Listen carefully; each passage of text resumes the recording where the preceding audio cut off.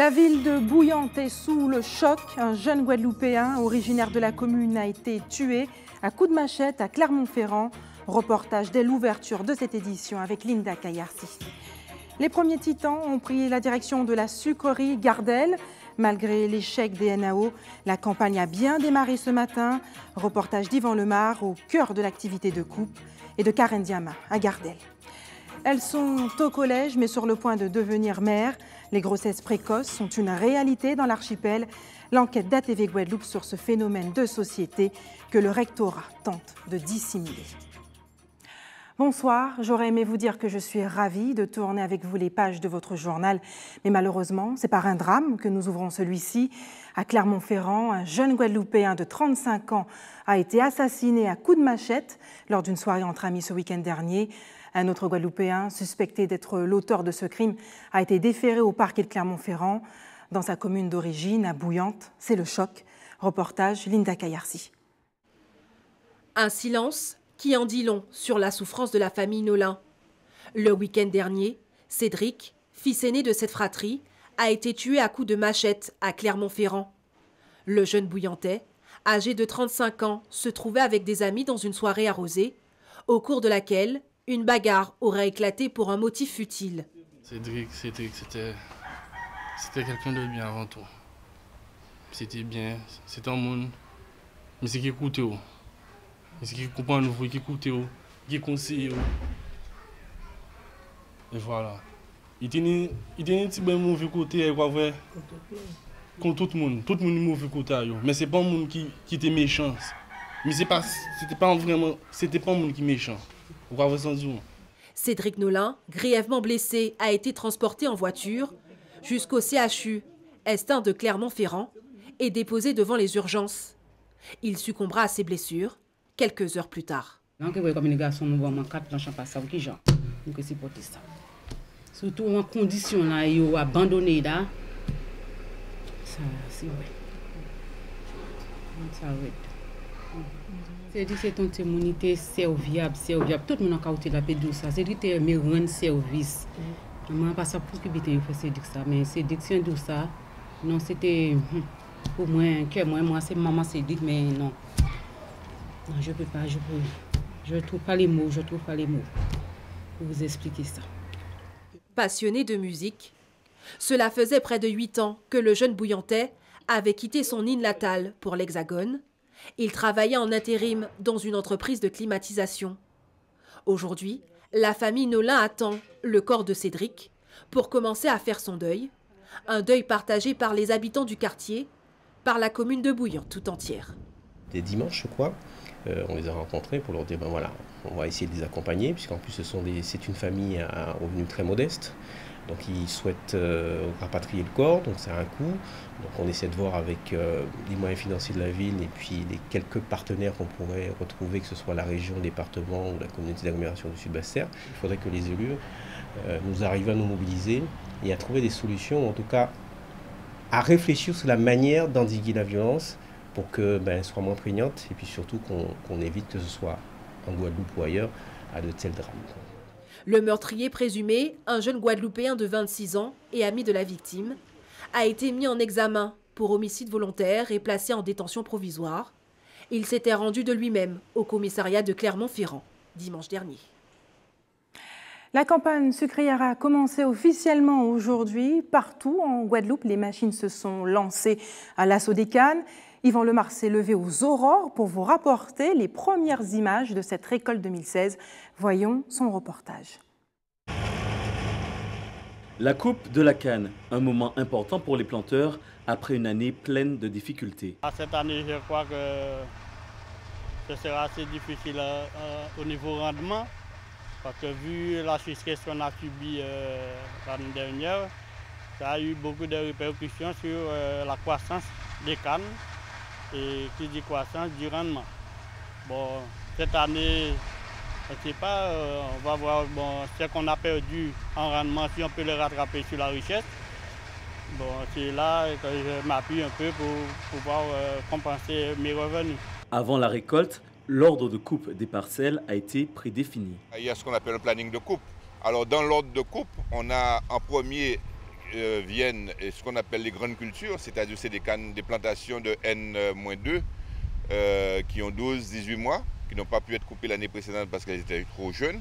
Donc ces cannes qui ont 12-18 mois, ce sont les premières qui vont être coupées, des grandes cultures. Ensuite, nous avons les cannes rejetons en fonction de leur âge de maturité. Et en dernier, ce sont les jeunes plantations de l'année N-1 et en fonction de leur avancement, qui seront coupées ou qui ne seront pas coupées, qui seront laissées soit pour les pépinières ou qui seront laissées pour la récolte prochaine en ce qu'on appelle des grandes cultures. À chaque récolte, un quota journalier est fixé pour les opérateurs de coupe.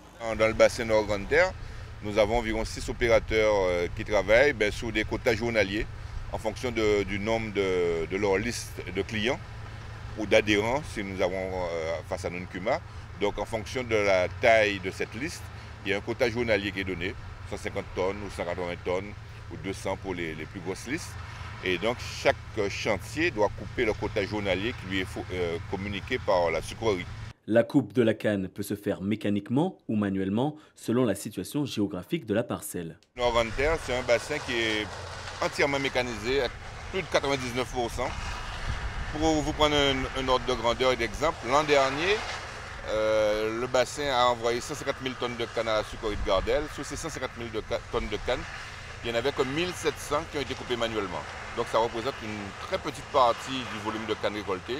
C'est principalement de très petites parcelles ou des parcelles situées dans des endroits difficiles où les machines ne peuvent les atteindre. Les autres bassins ont des configurations différentes. Sur Marie-Galante par exemple, on a principalement de la coupe manuelle. Et la mécanisation est en train de s'enclencher, mais elle est à ses débuts. Sur le sud Grande Terre aussi, nous avons un bassin qui est très mécanisé et un bassin qui est moitié mécanisé et moitié manuel parce qu'en fait vous avez des parcelles qui sont difficiles d'accès pour les machines, sous des pentes et des choses comme ça. Et donc Basse-Terre, c'est aussi un bassin où on a encore beaucoup de coupes manuelles. 17 € par tonne, c'est le coût de la coupe et du transport de la canne pour les planteurs. 493 800 tonnes de canne devraient être coupées cette année. Et ce matin, les salariés de Gardel ont tenu leur assemblée générale. L'usine s'est engagée sur 2 points de revendication, la valorisation des salaires à 15 € bruts pour chaque salarié et l'augmentation des tickets restaurants de 50 centimes. Les 12 autres points seront revus en commission consultative. Reportage Karen Diam.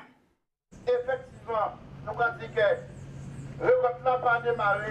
Si au moins, il n'y a pas de nous pour le faire des accords là.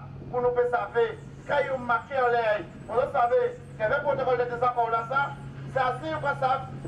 Quand ils ont appliqué, on est à ça, quand ils ont Alors que la coupe de la canne démarrait ce matin même dans les nombreuses plantations de l'archipel, à l'usine Gardel, l'heure était à la prise de décision. Est-ce que réellement, que nous, pour monter là, en musique est démarré, par la voix qu'un n'a pas bout. Ça veut effectivement que nous quittions nous depuis dans 6 semaines. Et à d'autres cas quitter nous, nous pas bon bonjour, bon date, pour nous dire vrai. Ça qui a fait effectivement que nous avons une certitude aujourd'hui là, à dans réel, effectivement, démarrer la récolte. Nous, à GTG, pas partons de faire grève. Autrement dit, si aujourd'hui là, soit personnel, d'accord, pour payer, quand on va dire, il faut qu'on a fait pour faire grève, nous, bien sûr, nous. Et après 3 heures de discussion entre syndicats, salariés et direction, un accord aura finalement été trouvé. Nous pouvons dire que aujourd'hui, les ouvriers qui retournent en poste, pas d'avoir, DRH ont nos documents signés au nom de Gardel qui ont appliqué, ça nous trapper en désaccord au niveau des NAO de branche. Nous apprenons aussi que c'est rien qui est que vous voyez pour la partie patronale de la filière pour protocole de désaccord là. Ça veut dire que nous avons démarré sans document.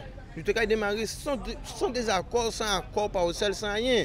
Nous avons à l'aveugle. C'est la première fois que ça a été fait dans l'histoire de la filière canne. Là, le personnel a révolté. Pour nous, son combat que nous gagnons. Nous restons debout pendant une matinée et nous satisfaire de documents là que nous nommons nous aller là. Aller là, chaque monde peut retourner au poste de travail et quand qui est démarré, les chefs de corps qui ont autorisation. En fait, nous savions que nous avions un petit problème au là qui nous voit effectivement parce que l'année à ça. Et là les gens pratiquants ne pas sûr. Aujourd'hui là nous avons fait un assemblée générale pour prendre son charge les salariés et que quand on sortit assister, nous d'accord pour nous payer reprendre ou du moins pas reprendre, nous d'accord pour nous payer demain la récolte. Là nous avons un petit problème c'était au niveau à savent quand nous avons gagné aujourd'hui là. Et aujourd'hui là quand nous avons gagné 15 € plus 5 € ticket de restaurant. Je la personnellement la majorité quasi comme ça que préférer gagner 20 € salaire et depuis la direction de ça, nous pouvons dire effectivement que voilà lever et que nous qui devons travailler et en particulièrement que au soit là nous commencer par écran. Une décision qui ravira l'ensemble des acteurs de la filière canne et qui laisse présager une récolte sans difficulté. Et le traitement du tas de canne commencera dès demain matin, 7 h. Le secrétaire d'État à la recherche et à l'enseignement supérieur était en déplacement en Guyane entre le lancement d'une fusée Ariane 5 hier soir et l'inauguration de l'université ce matin. Il s'est entretenu avec le président de la collectivité territoriale. On regarde le reportage de Xavier Lepeletier d'ATV Guyane. La salle est comble, les invités sur leur 31 et la solennité est de mise. Ce matin, c'est l'inauguration officielle de l'Université de Guyane, le fruit de décennies de mobilisation pour un apprentissage du savoir parfaitement autonome. Venu spécialement de Paris, le secrétaire d'État à la recherche et à l'éducation supérieure est bien conscient de l'étape franchie et dont les fruits vont bénéficier à l'ensemble de la nation. Je crois que la Guyane a aujourd'hui 3 ou 4 priorités de spécialisation en matière scientifique qui sont autant de chances pour les étudiants et pour la Guyane et même pour le pays. Je pense que le travail qui se fait ici autour des questions de santé globale et de santé tropicale, la recherche de nouveaux médicaments contre des maladies tropicales qui quand même touchent des dizaines, des centaines de millions de personnes sur le monde. Le travail qui se fait sur l'espace, évidemment. Le travail qui se fait sur la biodiversité et la valorisation des ressources naturelles. Et d'une manière plus générale, le travail qui se fait sur la diversité culturelle, les migrations et en même temps les problématiques de cohésion sociale, ça peut produire des recherches utiles au monde entier. C'est ça qu'on veut soutenir. Si cette matinée marque évidemment un accomplissement, chacun s'accorde à dire qu'il ne s'agit que d'une première étape vers le rayonnement. Ça ne fait que commencer, parce qu'il faut continuer à former des étudiants, ils sont de plus en plus nombreux. Il y avait 500 étudiants il y a 15 ans, il y a aujourd'hui 3000 étudiants, plus de 3500 étudiants sur le campus. Il faut recruter des enseignants-chercheurs. Nous demandons à nos jeunes Guyanais de passer leur doctorat, d'aller chercher leur qualification. Les enjeux sont multiples, ils touchent à l'éducation, ils touchent aux besoins du monde socio-professionnel, ils concernent également la formation continue et là c'est essentiel.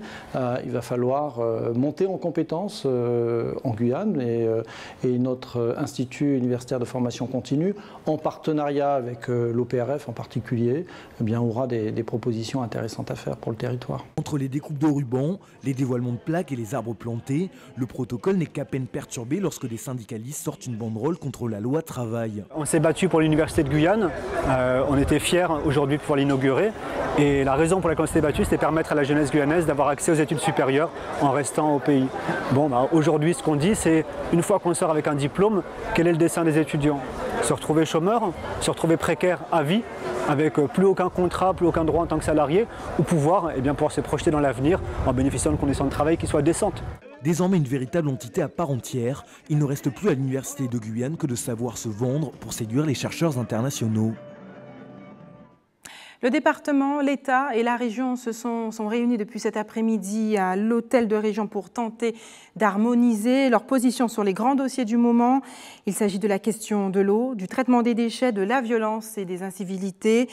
Une réunion qui est toujours en cours. Nous reviendrons sur ce sujet dans notre prochaine édition. ATV Guadeloupe avait déjà levé le voile sur ce phénomène au lycée de Port-Louis. Les grossesses précoces concernent également les collégiennes. À l'âge de construire leur avenir, elles s'apprêtent à devenir mères. L'enquête d'Isabelle Hameau et de Patrick Curie au collège de Bois-Ripeau des Abîmes. 60 grossesses précoces de jeunes filles de 14 à 17 ans ont été répertoriées dans l'année scolaire 2015. Des chiffres en baisse par rapport aux années précédentes, mais qui restent inquiétants.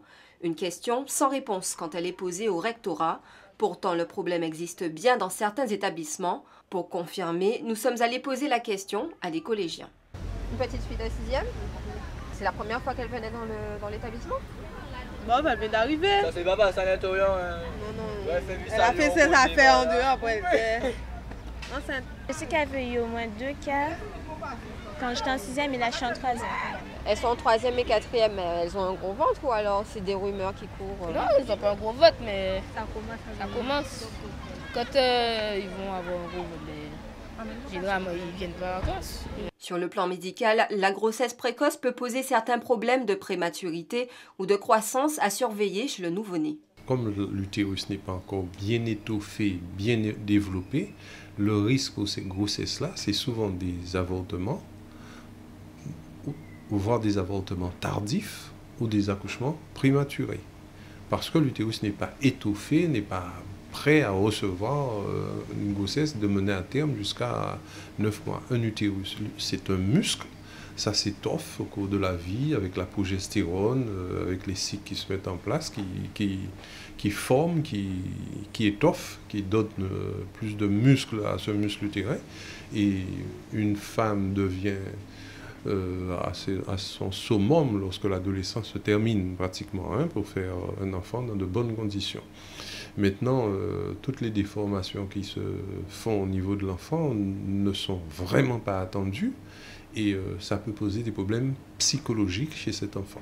S'il n'existe pas de portrait type de jeunes filles qui peuvent tomber enceintes, les professionnels constatent chez elles des souffrances psychiques. La souffrance d'être mère, vouloir être mère, vouloir avoir un enfant à câliner, avoir un enfant qui donne de l'affection, de la tendresse, soit parce qu'on en a manqué soi-même ou parce qu'on a envie aussi tout simplement, je dirais, d'aller plus vite, essayer d'être mère avant de franchir le pas parce qu'il y a un sentiment de rivalité avec leur propre mère, mais aussi parce qu'elles ont le sentiment qu'elles ont été mises dans des situations d'être mères trop tôt, ou encore parce qu'elles ont l'impression qu'elles vont conserver le garçon qu'elles aiment en ayant une relation avec lui, en lui donnant un enfant. Le sentiment que finalement c'est l'homme de leur vie, donc comme si elles se projetaient dans une vie de manière définitive en arrêtant le temps, en disant mais cet enfant me permettra d'être une mère de manière définitive et je garderai l'homme que j'aime de manière définitive. Si des préventions sont menées par l'Éducation nationale qui semble faire de ce sujet l'une de ses priorités, celui-ci reste néanmoins tabou. Et le rectorat de la Guadeloupe, mécontent de notre décision d'aborder ce sujet délicat, a refusé toute autorisation de tournage à notre équipe. Ainsi va la liberté de l'information dans notre pays. Dans un instant, l'endométriose ou comment reconnaître les signes de cette maladie. Les collégiens de Gourbert sont fiers de mettre en scène le livre de Lilian Thuram, Les étoiles noires. Règles douloureuses et abondantes, fatigue, crampes abdominales, l'endométriose est l'une des maladies gynécologiques les plus méconnues, les plus mal diagnostiquées également. Pourtant, elle concerne près d'une femme sur 10. Comment reconnaître les signes de cette maladie? Isabelle Hameau, Patrick Curie. L'endométriose se caractérise par l'implantation de cellules de l'endomètre qui sont normalement implantées dans la cavité utérine, mais qui se greffent un peu partout dans le corps. Ça peut être au niveau des intestins, ça peut être au niveau des trompes, ça peut être au niveau des ovaires, ça peut être au niveau du paramètre. Ces cellules ont la particularité, puisque ce sont des cellules endométriales, de réagir au cycle de la femme, donc de réagir aux hormones. Donc ces cellules vont gonfler, vont grossir, voire se multiplier en même temps que les cellules de la muqueuse de l'endomètre. Et au moment de la fin du cycle, où il y aura des règles, ces cellules vont réagir de la même façon, donc saigner. Lorsque la cellule est à sa place normale, c'est-à-dire dans la cavité utérine étant ouverte vers l'extérieur, ce sang, cette muqueuse, ces règles donc vont pouvoir sortir. Donc les règles, c'est le nid utérin qui est destiné à recevoir un enfant qui tombe lorsqu'il n'y a pas de grossesse. Lorsque cette muqueuse se trouve ailleurs, donc dans des endroits où il n'y a pas de cavité ouverte, corps et entraîne un phénomène de douleur. Ça donne un phénomène de douleur parce qu'il y a un gonflement, un endroit où le corps n'est pas préparé à ça, le corps n'est pas, il ne doit pas y avoir de gonflement. Il y a un saignement là où il ne doit pas y en avoir. Il y a ensuite des phénomènes d'accolement, parce qu'il y a des cellules et il y a du sang, donc les organes vont s'accoler entre eux. Donc il y aura des difficultés de fonctionnement de tout ce qui est la sphère gynécologique. Donc le cycle va être difficile, les règles vont être difficiles, vont être très douloureuses et la fertilité va être altérée. Mais souvent, le diagnostic est difficile malgré l'IRM. On pense à l'endométriose devant tout tableau douloureux chez une jeune femme.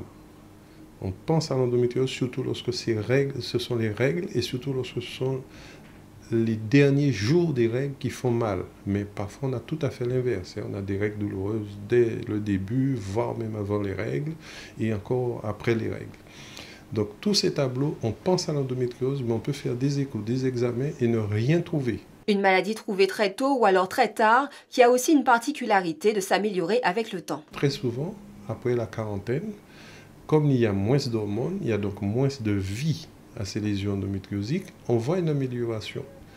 Il y a des femmes qui n'ont jamais eu de grossesse, les trompes deviennent perméables, etc. Et miracle, on va arriver à une grossesse. Donc c'est toujours un grand bonheur, mais c'est quand même une évolution normale de l'endométriose qui finit par s'améliorer au moment où on ne s'attend pas, donc avec un âge relativement avancé, disons, pour la fertilité.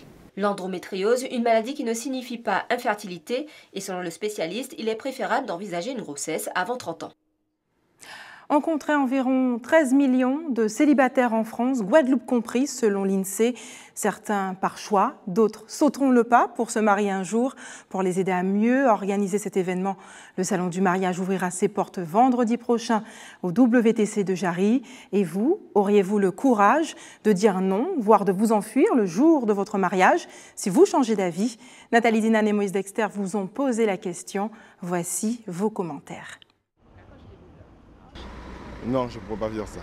Dites-moi pourquoi. Parce que ça ne se fait pas. Dès qu'on prend un engagement, je pense qu'il faut pouvoir tenir son engagement. Ça peut arriver quand même. Pourquoi, dites-moi? Je ne veux pas me marier. Mais c'est au dernier moment, on sait ça? Ouais. Non, je ne pourrais pas faire ça. Pourquoi? Non, mais c'est pas bien. C'est pas bien. Ça fait laid. Ça fait très laid. Parce que non. Ah, parce que j'essaie d'être d'accord avec moi-même. Donc non. C'est-à-dire, c'est quelque chose de... c'est de la trahison.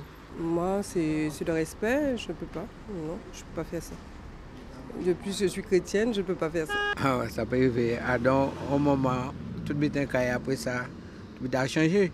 Mais non, je ne pense pas qu'il faut faire ce genre de choses. Soit au début, on dit non, on ne se marie pas. Et puis voilà. Mais il ne faut pas dire oui au début et à la fin. Qu'on ne se présente pas. Ah non, qu'on ne s'y présente pas. Non, non, c'est pas bon ça. Au dernier moment, il n'est pas bon. Il n'est pas bon. Ça a fait mon lait, la honte, tout le temps. Qui fait ma guinée, c'est mauvais, pas bon, pas bon. Avant, on a dit non, il faut garder avant, connaître la qualité, pour moi, vraiment marié avec. Ah, mais je ne serai pas là. Pourquoi? Parce que je ne peux pas, j'aime pas ça. Dernier moment, dire non, vaut mieux dire non que vaut mieux être seul que mal accompagné, je dirais. Il ne faut pas entrer dans la gueule du loup comme ça. Non, c'est pas possible. Non, c'est quelque chose de réfléchi avant quand même. On ne peut pas attendre la dernière minute pour dire non. Vous savez, ça dépend des conditions. Si vous êtes d'accord pour mon mariage ou d'accord pour mon mariage, d'accord, mais peut-être si on vient passer, ça fait vraiment mal, vous détestez, vous détestez. À part l'arrivée devant l'église, m'a dit non. Oh, on dit non depuis longtemps. Si la personne a pris la décision de se marier, c'est qu'elle voulait se marier. Au dernier moment, je ne pense pas qu'on puisse douter à ce point de ne pas venir au plus beau jour de sa vie quand même. Et vous pouvez continuer à commenter ce sujet sur notre page Facebook. Il sera mis en ligne tout de suite après cette édition. Après avoir dirigé pendant 10 ans le centre culturel de Sonis et accompagné les plus grands musiciens, il va devoir apporter un nouveau souffle artistique à la scène nationale de la Guadeloupe. Gérard Poumarou est notre invité. Bonsoir. Gérard Poumarou, merci d'avoir accepté notre invitation. Je l'ai dit, vous avez été choisi, nommé au poste de directeur de la scène nationale par le conseil d'administration et également par la ministre de la Culture. Vous avez écrit votre projet, votre vision pour la culture en Guadeloupe. Il s'appelle « Interprétation des cultures et des imaginaires ». De quoi s'agit-il exactement? Il s'agit de ce que nous vivons tous les jours, ce que notre société est devenue après toutes ces années, ce qu'elle est aujourd'hui. Et on espère construire ce qu'elle sera demain à partir de toute cette histoire que nous avons vécue, qui a été parfois douloureuse, mais qui s'est toujours construite dans l'échange à différents niveaux, dans la vie de tous les jours, au niveau culinaire, par exemple, ça a été le plus facile, au niveau vestimentaire, mais aussi au niveau des contes, au niveau de la danse, au niveau de la musique. Donc aujourd'hui, il sera demandé à nos artistes de magnifier un peu ce que nous représentons un peu pour l'humanité, c'est-à-dire tout le monde, au sens de glissant évidemment. Et puis un exemple quand même, la Caraïbe est encore un exemple. Comment cela va se traduire d'un point de vue artistique?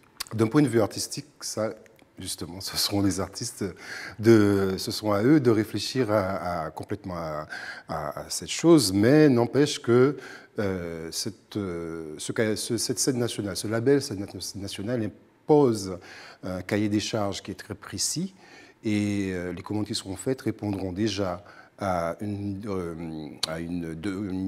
présentation pluridisciplinaire, c'est-à-dire musique, danse, théâtre, art du cirque, art de la rue, et aussi une création contemporaine de bonne qualité, de très bonne qualité même, je dirais. Alors, 9127 spectateurs ont visité l'archipel en 2015. On est très loin des 18 000 attendus pour la saison.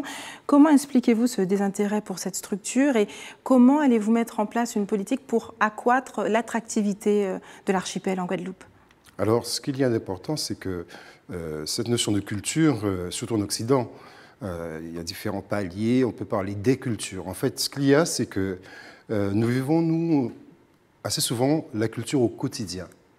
Ça, c'est le plus naturel, c'est ce que nous vivons tous les jours, et c'est ce que nous souhaiterions parfois toujours voir sur scène.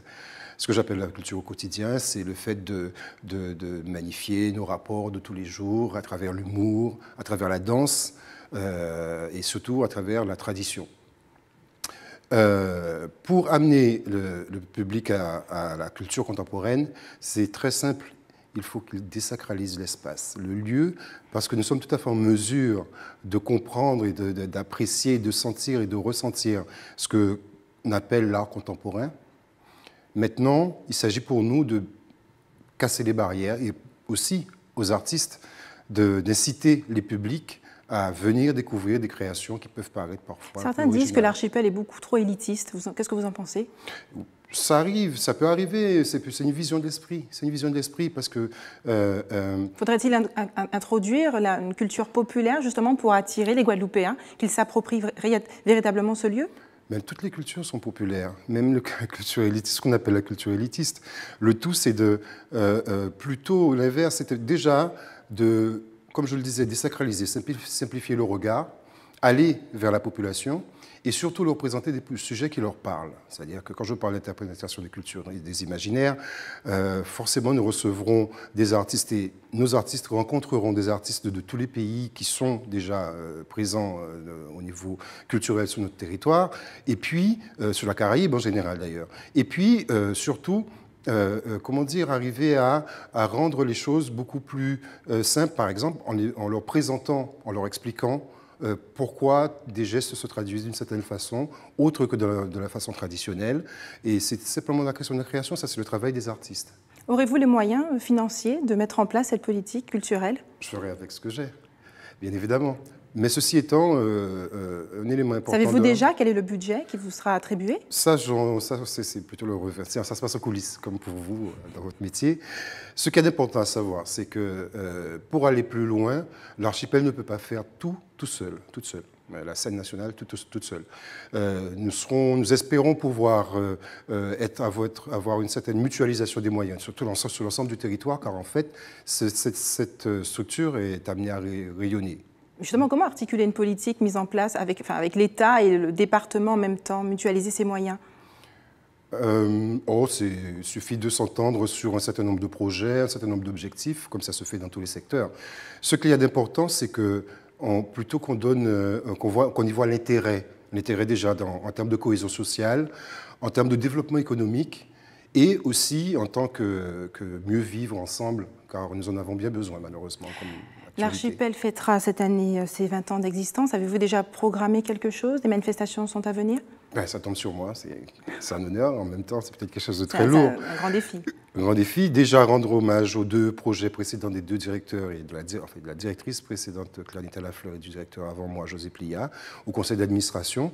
Donc c'est un projet qui sera bâti de concert avec tous ceux et surtout avec les employés de l'archipel qui, eux, voient passer les directeurs, mais mettent en œuvre tous ces projets avec beaucoup de professionnalisme et de passion. Qu'allez-vous privilégier comme activité? Le théâtre, le cirque? Tout sera équilibré. Je vais même... Quelle sera la différence avec votre prédécesseur? Par exemple, étant de sensibilité en tant que qualité de musicien, forcément, il y aura un petit rééquilibrage par rapport à la musique. Un rééquilibrage, pas seulement au niveau du nombre, mais au niveau de la façon d'aborder les choses.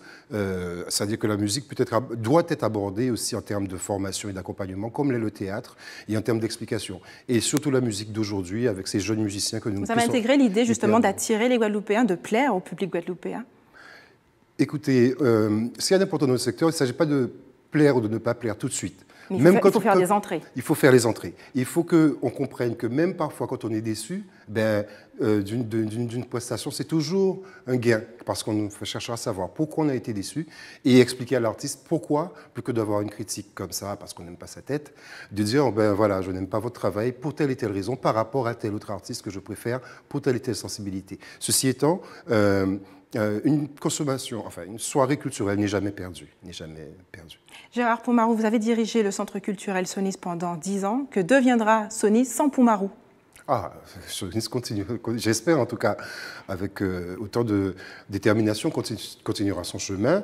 Il y aura un directeur qui sera nommé, ou une directrice d'ailleurs, qui sera nommée après moi. Il lui appartiendra, comme je le fais à l'Archipel, de mettre en place un projet et de continuer à développer cette structure et de la faire apprécier dans son entourage proche, mais aussi au niveau du territoire et par le milieu artistique. Gérard Poumarou, merci d'avoir accepté de répondre à nos questions ce soir. Et le théâtre séduit les jeunes Guadeloupéens. Les élèves du collège Richard Samuel de Gourbert ont travaillé sur une adaptation du livre de Lilian Thuram, Mes étoiles noires. Certains ont même redoublé d'efforts pour interpréter au mieux leur rôle. Reportage, Loïs Ignace. Mais ça alors, je crois que je ne verrai plus jamais les choses de la même manière. Nous sommes tous des Africains. C'est ça, tous dit sont des esclaves. Répétition ce matin pour les élèves du collège Richard Samuel de Gourbert. Les collégiens ont été marqués par le livre de Lilian Thuram intitulé « Mes étoiles noires ». Samantha et Yanis interprètent des personnages noirs, victimes d'injustice, de cruauté, de racisme, mais qui par leur courage et leur ténacité ont su marquer l'histoire de l'humanité.